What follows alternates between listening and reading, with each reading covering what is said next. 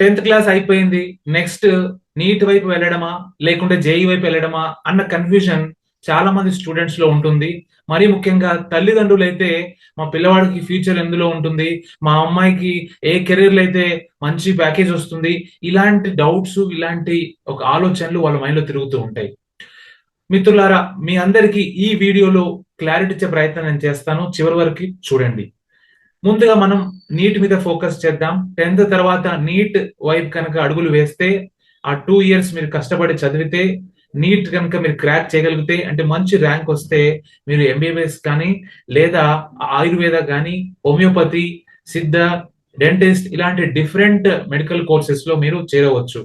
ఇప్పుడైతే medicine field కి చాలా డిమాండ్ ఉంది. ఇప్పుడే కాదు, ఎప్పుడూ ఉంటుంది. మరి ముఖ్యంగా మనం కోవిడ్ టైంలో చూసాం. డాక్టర్స్ కి మెడిసిన్ ఫీల్డ్ లో ఎంత డిమాండ్ ఉందో మనకు అర్థమైంది. అయితే బయాలజీ వైపు ఇంట్రెస్ట్ ఉండి హార్డ్ వర్కింగ్ అండ్ కమిట్మెంట్ ఉన్న స్టూడెంట్స్ కి మేము ఎంత సమయమైనా కేటాయించగలుగుతాం, ఫోకస్ గా చదవగలుగుతాం అనుకున్న వాళ్ళకి మెడిసిన్ ఫీల్డ్ బెస్ట్ ఆప్షన్. అయితే ఈ ఫీల్డ్ లో సెటిల్ అవ్వాలంటే కేవలం బ్యాచిలర్స్ మాత్రమే చేస్తే సరిపోదు. ఉదాహరణకి ఎంబీబీఎస్ మాత్రమే చేస్తే సరిపోదు. దాని తర్వాత మాస్టర్స్ కూడా చేయాలి, లైక్ ఎండి కానీ ఎంఎస్ కానీ. ఇలా ఓవరాల్ గా వారికి ఒక 10 ఇయర్స్ టైం పడుతుంది కెరియర్ లో సెట్ అవ్వడానికి. అండ్ ఖర్చు కూడా ఉంటుంది. ఒకవేళ ఇన్ కేస్ గవర్నమెంట్ లో కనుక ర్యాంక్ రాకపోతే ప్రైవేట్ ఇన్స్టిట్యూషన్ సరే సీట్ తెచ్చుకోగలుగుతాం అనుకుంటే ఇటువైపు వెళ్ళడం best. This is evergreen, no doubt about it. ఆ తర్వాత జేఈఈ. సో 10th తర్వాత జేఈఈ గనక తీసుకుంటే ఆ 2 ఇయర్స్ మంచి ప్రిపేర్ అయితే ఇండియాలోనే కాదు ప్రపంచవ్యాప్తంగా కూడా ఐఐటీస్ అంటే మంచి పేరు ఉంది. అలాంటి ఐఐటీస్ లో సీట్ రావడం అనేది చాలా గొప్ప విషయం. అయితే కేవలం ఒక 18,000 సీట్లు మాత్రమే ఉంటాయి జేఈఈలో. ఒకవేళ ఇన్ కేస్ అక్కడ రాకపోతే మిగతా ఇంజనీరింగ్ కాలేజ్ లో ఆ ర్యాంక్ బేస్ చేసుకుని అడ్మిషన్ తీసుకోవచ్చు. ఇది ఇంటర్మీడియట్ తర్వాత 4 ఇయర్స్ కోర్స్ ఉంటుంది. అండ్ ప్రస్తుతానికి అయితే AI engineer, automobile engineer, block chain, తర్వాత సైబర్ సెక్యూరిటీ, ఐఓటి ఇలాంటి వాటికి బాగా డిమాండ్ ఉంది. ప్రపంచం అంతా కూడా ఇప్పుడు ఆర్టిఫిషియల్ ఇంటెలిజెన్స్ ఏఐ అని మాట్లాడుతుంది కాబట్టి ఆ courses related like data science ఇలాంటివన్నీ, బిగ్ డేటా ఇలాంటి వైపు తీసుకున్నప్పుడు ఇంజనీరింగ్ ఫీల్డ్ లో రాణించవచ్చు. అయితే మంచి ర్యాంక్ కనుక రాకపోతే నార్మల్ కాలేజీలో ఇంజనీరింగ్ చేయకపోవడం బెటర్. దాని బదులు వేరే కోర్స్ తీసుకోవచ్చు. ఎందుకంటే 4 ఇయర్స్ చేశాక కూడా అదే శాలరీ, మిగతా డిగ్రీ చేసిన వాళ్ళకి కూడా అదే శాలరీ అని అంటే there is no meaning for the 4 years of time. అయితే ఇంజనీరింగ్ లో ఎవరు బాగా రాణిస్తారంటే ఎవరికైతే మ్యాథ్స్ మీద మంచి పట్టు ఉందో, లాజికల్ థింకింగ్ అండ్ చాలా క్విక్ గా ప్రాబ్లమ్ సాల్వ్ చేయగలుగుతారు అనుకున్న వాళ్ళకి ఇంజనీరింగ్ లో మంచి ఫ్యూచర్ ఉంటుంది. అండ్ ఇది కూడా ఎవర్ గ్రీన్. ప్రపంచ వ్యాప్తంగా పెట్రోలియం ఇంజనీర్స్ కానివ్వండి, మెరైన్ ఇంజనీర్స్ కానివ్వండి, కెమికల్ ఇంజనీర్స్ కానివ్వండి లక్షల్లో సంపాదిస్తున్నారు. కొన్ని దేశాలు అయితే కోట్లు కూడా సంపాదిస్తున్నారు. This also very good career. ఒకవేళ మాకు నీట్ గురించి క్లారిటీ లేదు, జేఈ గురించి క్లారిటీ లేదు, ఇవేనా ఇంకా మిగతా ఏమైనా ఉన్నాయంటే తప్పకుండా ఉన్నాయండి.